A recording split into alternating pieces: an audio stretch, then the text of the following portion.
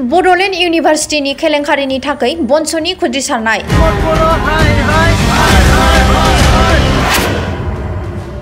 जोंनो नांगौ गोग्गो सोलोंथाइ, बिटिआर गभर्नमेन्ट गो बेक, स्टप करापसन बायदि बायदि स्ल'गान होनानै खुद्रिसारो।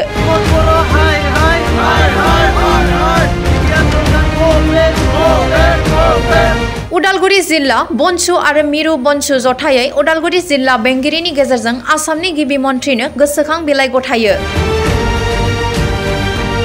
बिजाबजों लोगोसे 4 कौटि रां जाख्ल'नायाव लोब्बा गोनांफोरखौ नायसंनानै आयेन बायदि साजा होनांगौ होननानै दाबि दैखांदों बनसुआ।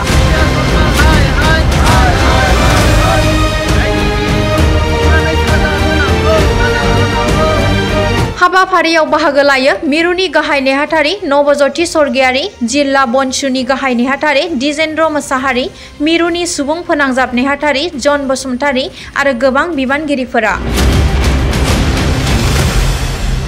केलेंकारि जागासिनो दङ, बिनि सायाव नोंथाङा मा बुंगोन?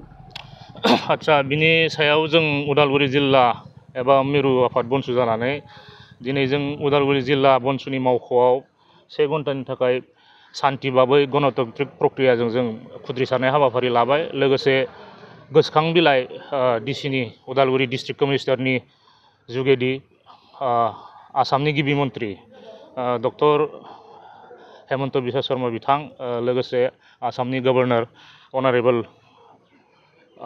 बिथांनिसिम मोनसे गोसोखां बिलाइ दैथायहरनाय जाबाय।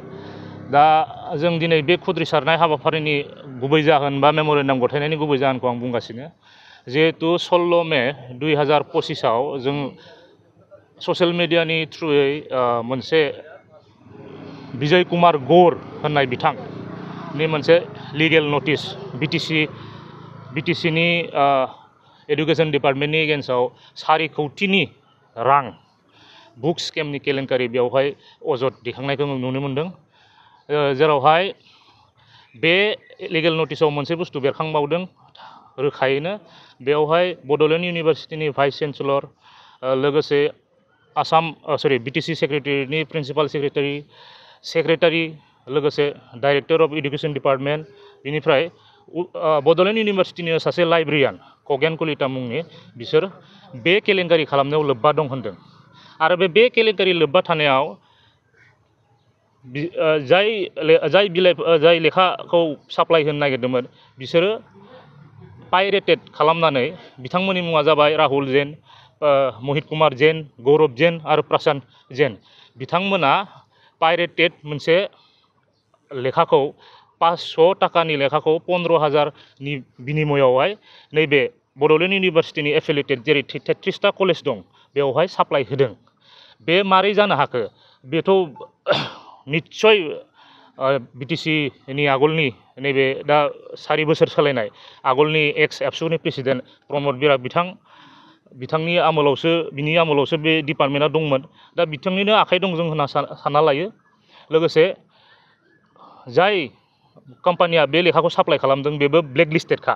दा ब्लेक लिस्टेड थाखासेयावबो बिसोरो जों खोनानाय मथेथ' टेन्डारबो बुवाखै। टेन्डार बुवालाबासिनो मारै बे 33टा कलेजावहाय 500 टाका रांनि मेन गुबै दामखौ मारै 15,000आव फाननो हानाय? बेबो मोनसे जोंनि सोंलु। बिनिखायनो जों दिनै मेम'रेन्डामनि गेजेरजों आसाम गभर्नमेन्टखौ बेखौनो खावलायनो लुगैदों जे बिनि गोजौआव इन्डिपेन्डेन्ट जुडिसियेल इनकुवारि जानांगौ। बेवहाय नेसनेल एजेन्सिस जोंहा CBI दङ, ED एनफर्समेन्ट डाइरेक्टर दं, बिथांमोना बेयाव इन्डिपेन्डेन्टलि हाबनानै बेखौ गोथौयै नायबिजिरनांगौ।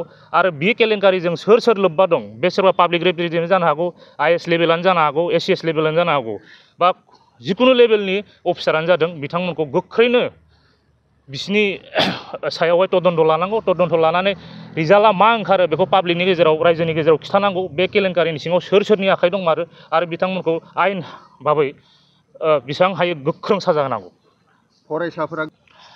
फरायसाफोरनि जेंनाया बेनो, आं नैबेखौनो लोब्बा लानानै बुंसै, जेरावहाय 500 टाकानि लेखाखौनो पाइरेटेड खालामनानै 15,000आव फाननो हादोंबा अट'मेटिकलि बे स्टुडेन्टजों मोनसे जुरित्त थानाय सोमोन्दो जायो। नोङो 15,000नि बिजाबखौ जुदि बे इउनिभार्सिटि बा कलेजफोराव फानोबा अट'मेटिकलि बे सोरबा सासे स्टुडेन्टनि थाखाय जे गोरिब न'खरनिफ्राय फैयो बिसोर बेखौ एफर्ड खालामा जानो हागौ। मानो होनबा बेयाव बा एडमिसनजों लोब्बा थानो हागौ, अबेबा लेखाजों लोब्बा थानो हागौ बे खेथ्रआव जों गोरिब गुन्द्रानि न'खरनि स्टुडेन्टसफोरा गियान लानायनिफ्राय जानगाराव थानो गोनां जागोन।